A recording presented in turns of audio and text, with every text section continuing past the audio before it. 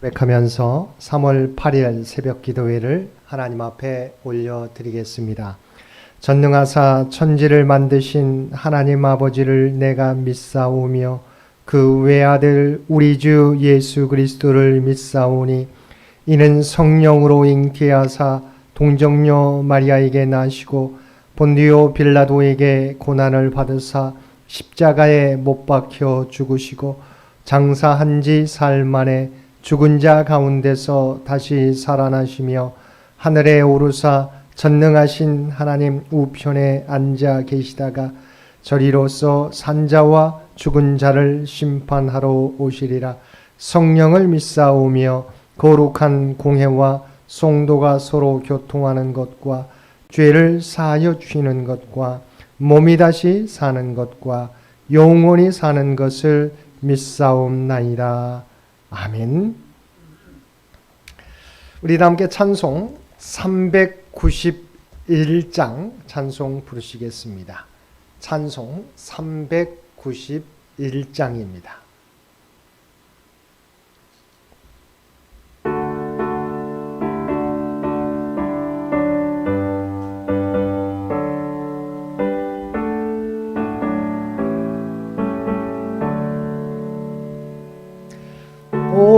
놀라운 구세주 예수 내 주 참 능력의 주시로다. 큰 바위 밑 안전한 그곳으로 내 영혼을 숨기시네. 내 마른 땅을 종일 걸어가도 나 피곤치 아니하며 저 위험한 곳 내가 이를 때면 큰 바위에 숨기시고 주 손으로 덮으시네. 오 놀라운 구세주 예수 내 주 내 모든 짐 벗기시네. 죄악에서 날 끌어 올리시며 또 나에게 힘 주시네. 내 마른 땅을 종일 걸어가도 나 피곤치 아니하며 저 위험한 곳 내가 이를 때면 큰 바위에 숨기시고 주 손으로 덮으시네. 증량 못할 은혜로 채우시며 늘 성령에 감아주사 큰 기쁨 중 주님을 찬양토록 내 믿음을 도우시네. 내 마른 땅을 종일 걸어가도 나 피곤치 아니하며 저 위험한 곳 내가 이를 때면 큰 바위에 숨기시고 주 손으로 덮으시네. 주 예수님 공중에 임하실 때 나 일어나 맞이하리. 그 구원의 은총을 노래하리. 저 천군과 천사 함께 메마른 땅을 종일 걸어가도 나 피곤치 아니하며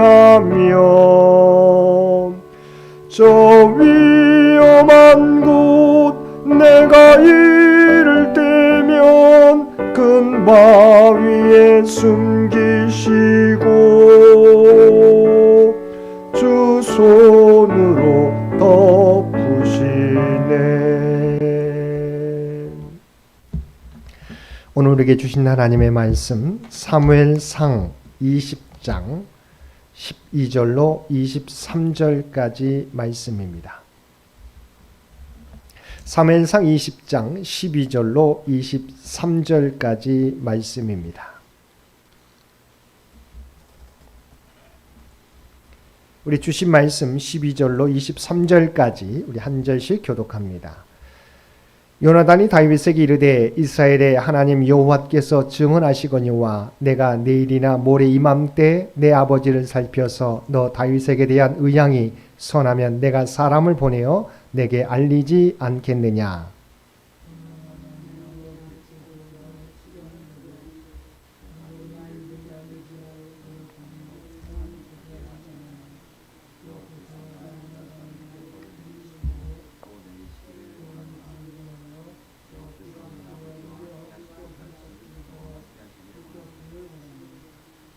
너는 내가 사는 날 동안에 여호와의 인자심을 내게 베풀어서 나를 죽지 않게 할 뿐 아니라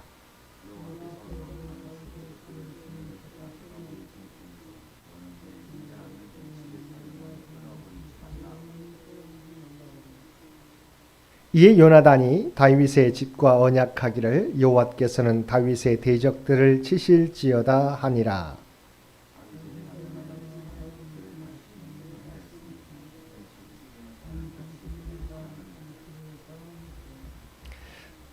요나단이 다윗에게 이르되 내일은 초하루인즉 내 자리가 비므로 내가 없음을 자세히 물으실 것이라.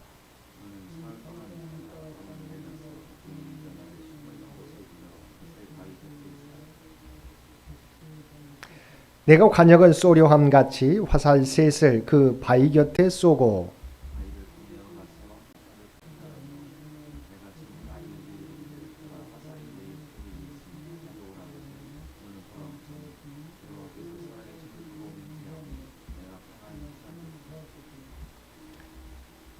만일 아이에게 이르기를 보라 화살이 내 앞쪽에 있다 하거든 내 길을 가라 여호와께서 너를 보내셨음이니라.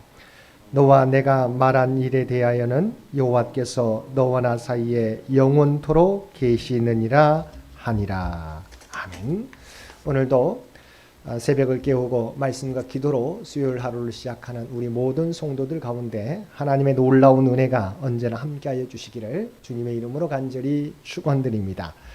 오늘 본문은 다윗과 요나단이 맺는 두 번째 언약에 대한 말씀입니다. 우리는 다시 한번 두 사람의 아름다운 우정의 관계를 본문에서 확인하게 됩니다. 우리가 어제 말씀에서 살펴보았던 것처럼 다윗은 요나단에게 찾아가 사울이 자신을 죽여야 한다고 이야기하였습니다. 그러자 그때까지 다윗을 죽이려는 사울의 마음을 모르고 있었던 요나단은 아버지 사울이 그런 마음이 있었으면 자신에게 알렸을 것이라고 다윗의 이야기를 부정합니다. 그러자 다윗이 내일 초하루 왕과 함께 식사를 하는 날인데 가족의 매년제를 위하여 베들레헴에 급히 가게 되어 식사에 참석하지 못하게 되었다고 이야기하면 아버지 사울의 마음을 알 수 있을 것이라고 이야기합니다. 그러자 요나단은 아버지 사울이 다윗에 대해 품은 의중을 살핀 후에 분명히 알려주겠다고 이야기합니다.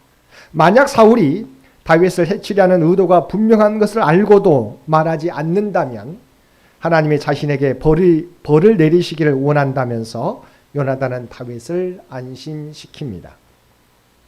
그러면서 요나단은 여호와께서 내 아버지와 함께 하신 것 같이 너와 함께 하시기를 원하노라고 다윗을 위하여 기도합니다. 여기서 특이한 것은 번역상으로는 사울에게 함께 하신 하나님이 다윗에게도 함께 하시기를 원한다는 의미로 해석됩니다. 그러나 쓰여진 원어의 의미를 살펴보면 조금 다른 의미가 담겨 있습니다. 먼저 아버지와 함께 하신 것 같이 쓰여진 함께하다는 단어는 완료형으로 되어 있습니다. 그러나 뒤에 너와 함께 하시기를 원하노라에 쓰여진 함께하다는 미완료, 즉 미래로 되어 있습니다. 이런 것 하나님께서 지금까지 내붙인 사울과 함께 하셨으나 이제 더 이상 함께하지 않으신다는 것과 다윗과는 앞으로도 계속 함께 하시기를 바란다는 뜻입니다. 다시 말해서 요나단은 아주 특별한 의미에서 다윗의 축복을 빌고 있는 것이며 이것은 곧 다윗이 사울의 뒤를 이어 왕에 오르는 것을 바란다는 것입니다. 이것이 무엇을 의미합니까? 다윗이 왕위에 오른다는 것은 곧 요나단의 쇠퇴를 의미합니다. 왜냐하면 한 나라에 두 왕이 존재할 수 없기 때문입니다. 그런데도 요나단은 다윗이 왕에 오르기를 바란다고 고백하였던 것입니다. 왜냐하면 요나단은 그렇게 되는 것이 하나님의 뜻인 것을 깨달았고 자신의 유익보다 하나님의 뜻을 최우선 순위에 두었기 때문입니다. 그는 자신이 왕자였음에도 불구하고 자신이 왕권을 물려받아야 한다고 고집하지 않았습니다. 이러한 요나단의 모습은 자기를 낮춤으로써 예수님을 높인 세례 요한을 생각나게 합니다. 세례 요한은 많은 사람들이 자신을 추종하며 혹시 당신이 그리스도가 아닌가 하며 자신을 높일 때 자신은 그리스도의 신발끈을 풀기도 감당하지 못하는 사람이라고 잘라 말했습니다. 또 사람들이 자기를 떠나 예수님께로 몰려가는 것을 보면서 기꺼이 기뻐하며 그는 흥하여야 하겠고 나는 쇠하여야 하리라고 이야기하였습니다. 이처럼 세례 요한은 자기를 높임으로써가 아니라 예수님을 높임으로써 기뻐하였습니다. 마찬가지로 본문에서 요나단도 자기 자신을 낮추고 다윗을 높임으로 기뻐하였습니다. 사랑하는 성도 여러분, 저와 여러분도 친구 다윗을 위해 기꺼이 낮아지기를 원했던 요나단처럼 또 그리스도가 흥하는 것을 보고 기꺼이 쇠하기를 기뻐했던 세례 요한처럼 주님만을 높임으로써 하나님의 뜻을 이루며 살아가는 저와 여러분들 되시기를 바랍니다. 이처럼 요나단은 장차 다윗이 왕이 될 것을 알았습니다. 그래서 요나단은 그가 왕에 오르기를 기도했고 또한 이어서 자신과 자신의 집에 인자를 베풀어 달라고 요청했습니다. 다윗이 왕위에 오르거든 자신과 자신의 집을 선대해 달라는 것입니다. 본문 14절과 15절 말씀입니다. 너는 내가 사는 날 동안에 여호와의 인자하심을 내게 베풀어서 나를 죽지 않게 할 뿐 아니라 여호와께서 너 다윗의 대적들을 지면에서 다 끊어버리신 때에도 너는 내 인자함을 내 집에서 영원히 끊어버리지 말라 하고 이렇게 요나단은 다윗의 집과 언약을 맺었습니다. 다윗은 훗날 요나단과 이 언약을 기억하고 요나단의 집에 은혜를 베풀었습니다. 즉 요나단의 아들 모비보셋을 살려줬을 뿐만 아니라 그에게 사울의 소유를 다 주고 자신과 같은 상에서 먹는 은총을 베풀어 준 것입니다. 다윗과 언약을 맺은 요나단은 이제 사울의 위협에 효과적으로 대처하기 위한 방안을 모색합니다. 요나단은 매달 초하루에 있는 식사 모임에서 사울이 다윗의 행방에 대해 물을 것을 예상합니다.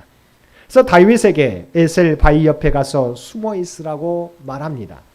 그리고 요나단이 화살 셋을 쏜 후에 화살을 주우러 가는 아이에게 화살이 너의 이쪽에 있다고 소리치면 즉 안쪽에 떨어졌다고 말하면 다윗이 돌아와도 안전하다는 신호이고 화살이 더 멀리 있다고 소리치면 다윗이 위험하다는 신호로 도망가야 한다는 것으로 암호를 정했습니다. 이처럼 다윗과 요나단은 그들의 언약대로 위험한 상황에 대한 대비책을 세웠던 것입니다. 그런데 여기서 한 가지 요나단의 믿음을 볼 수 있는 구절이 있습니다. 그것은 다윗에게 도망가는 상황에 대하여 내 길을 가라. 여호와께서 너를 보내셨음이니라고 말한 것입니다. 이 말 가운데는 다윗이 사울의 위협을 피해 도망가는 것은 근본적으로 사울에 의한 것이 아니라 여호와께로부터 여호와에 의한 것이므로 안심하라는 위로의 내용이 담겨져 있습니다. 실제 다윗은 사울에 의해서 쫓겨 도망가게 되는데 그 쫓기는 삶은 자신을 포기하고 오직 하나님만 의지하도록 영단시키기 위한 여호와의 섭리 가운데 하나였습니다. 고난조차도 하나님의 섭리 가운데 하나라고 고백하는 요나단의 신앙 고백은 오늘날을 살아가는 신앙인들이 자신들에게 닥친 고난과 역경을 어떻게 해석할 것인가에 단서를 제공해 주고 있습니다. 믿는 자들은 하나님을 사랑하는 자, 곧 그의 뜻대로 부르심을 입은 자들에게는 모든 것이 합력하여 선을 이루신다는 하나님의 말씀을 믿고 어떤 상황에 처하더라도 하나님을 바라보고 인내하며 나아가야 하는 것입니다.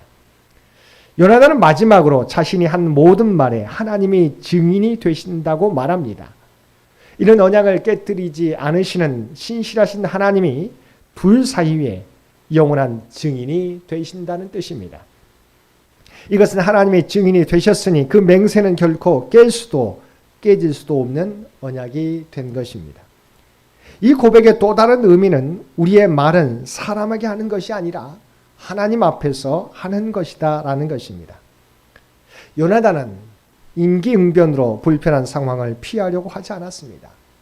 그는 회피하거나 무마하지도 않았습니다. 오히려 하나님 앞에서 하는 것 같이 진심으로 말하고 진심으로 행했습니다. 우리의 생각과 말과 행동도 사람이 보든 보지 않든지 간에 하나님이 보고 계심을 인식하고 늘 정직하고 바르게 해야 하는 것입니다. 이 믿음으로 요나단은 다윗과 언약을 맺고 서로에 대한 신의를 지키겠다고 고백하였던 것입니다.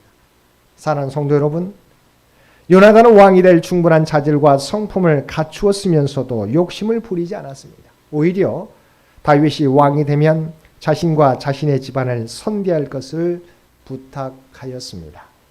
하나님의 뜻에 따르기로 결단했던 것입니다. 우리 모두도 요나단과 같이 자신의 뜻보다 하나님의 뜻에 순종하며 하나님의 도구로 쓰임받는 저와 여러분 모두가 되시기를 주님의 이름으로 간절히 축원드립니다. 함께 기도드리겠습니다. 사랑과 은혜가 충만하신 아버지 하나님, 우리의 생각과 말과 행동이 사람에게 보이기 위한 행동이 아니라 하나님 앞에서 행하는 진실된 모습이 되게 하여 주옵소서.